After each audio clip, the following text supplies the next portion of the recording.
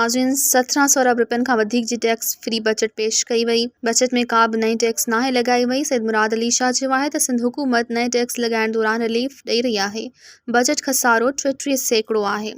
आपाशी जी budget वधाए 24 अरब रुपया रखी वई।